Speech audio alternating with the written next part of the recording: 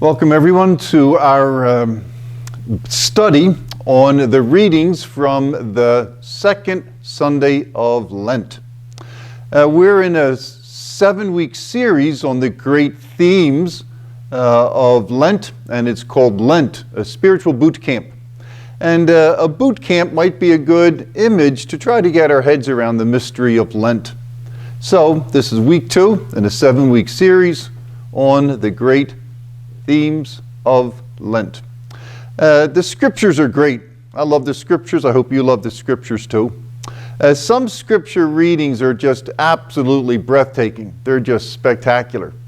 And even people in other cultures, even if they don't believe in the Judeo-Christian God, would certainly say that today's reading is one of them. It's a little confusing. Just give you a little information before I read it for you. A lot of people are confused by this reading because it looks like God is asking Abraham to sacrifice his son, and people are saying, how could God ever ask for that?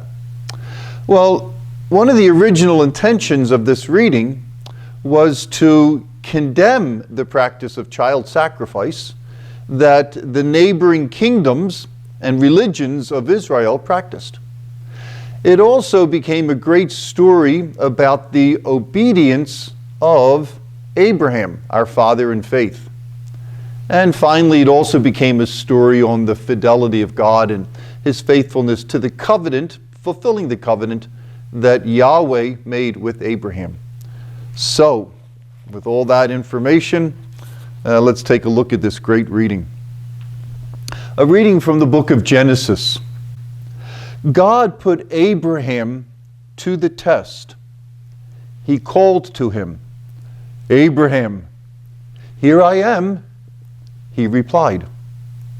Then God said, "Take your son Isaac, your only one, whom you love, and go to the land of Moriah.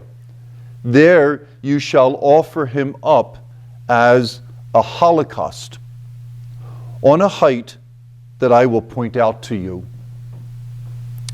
When they came to the place of which God had told him, Abraham built an altar there and arranged the wood on it. Then he reached out and took the knife to slaughter his son. But the Lord's messenger called to him from heaven, "Abraham, Abraham!" "Here I am," he answered. "Do not lay your hand on the boy," said the messenger. "Do not do the least thing to him.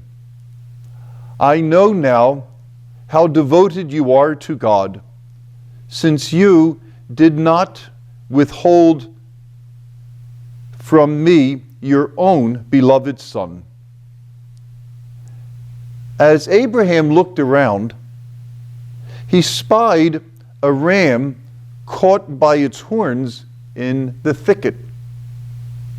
So he went and took the ram and offered it up as a holocaust in place of his son. Again, the Lord's messenger called to Abraham from heaven and said, "I swear by myself, declares the Lord, that because you acted as you did in not withholding from me your beloved son, I will bless you abundantly and make your descendants as countless as the stars of the sky and the sands on the seashore. Your descendants shall take possession of the gates of their enemies, and in your descendants all the nations of the earth shall find blessing. All this because you obeyed my command." The word of the Lord. Thanks be to God. So, a little background to the story. Abraham, Sarah, married, old age, no children, and they just think, like, what's the purpose of life? So God blesses Abraham with 2 children, Ishmael and Isaac. And now, years later, he's called to sacrifice Isaac. So God appears and calls to him, Abraham, Abraham. And Abraham's response is just 3 words, here I am. He's going to say that again in the reading when God calls to him a second time. So then God delivers these instructions. And just notice how it's phrased. He says, take your son Isaac, okay, then your only son, and then once more, whom you love. So it's just 3 phrases, but it just it's almost pitiable what's going to happen next. And go to the land of Moriah, there you shall offer him up as a holocaust. So the word holocaust, especially since World War II and the Holocaust is a loaded word. It's when something is sacrificed, but completely destroyed. Not parts of it kept for the priests in the temple or parts of it distributed to the people. The whole thing, whatever the sacrifice is completely destroyed and burnt. So that's what God says to Abraham. If my brother and sisters were asked by God, to slaughter, to sacrifice one of their children, I'd say, oh my gosh, it's terrible. Or my nieces and nephews now. I have a dear friend of mine. He and his wife had a lot of problems conceiving, and he has a son, and he loves God. And if he ever felt God was calling him to sacrifice his son, I don't know what he would do. I mean, this is really, really a tough story. Anyway, we skip about 7 verses, and then the story picks up again. So when they come to the place where God had told him, Abraham built an altar there and arranged the wood on it, because you need wood in order by fire to destroy the sacrifice. Then he reached out and he took the knife. So a little over dramatic maybe, but it just shows you the power of the story. He takes out the knife, and then we're told to slaughter his son. Now that language is just brutal. It's graphic. He takes out the knife to slaughter his son who's tied up on the altar. During the Renaissance, there was a competition to design the doors for the baptistry for the cathedral in Florence. The cathedral was here, there's a plaza out front, and then the baptistry was maybe 50 yards away. And the baptistry was complete. They had old broken doors, so they were going to create these bronze doors, and there was a competition among the great artists to design the panels in the doors for the Florence baptistry. And the winner catches this moment when Abraham is about to slaughter his son, and the angel comes in, almost like a deus ex machina. He's going to save the day. So that's where we are in our story right now. But the Lord's messenger called to him from heaven, Abraham, Abraham. And he says again, here I am. Almost like affectless. Who knows? It's almost like maybe Abraham is just in some type of a trance just to get done what he needs to do.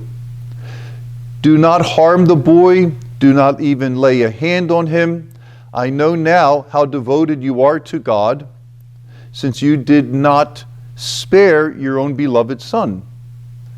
Now Abraham looks around. He sees a ram, gets the ram, puts that on the altar, sacrifices the ram, and then burns it.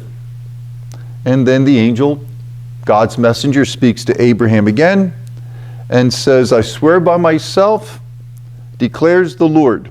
So now you don't know who's talking.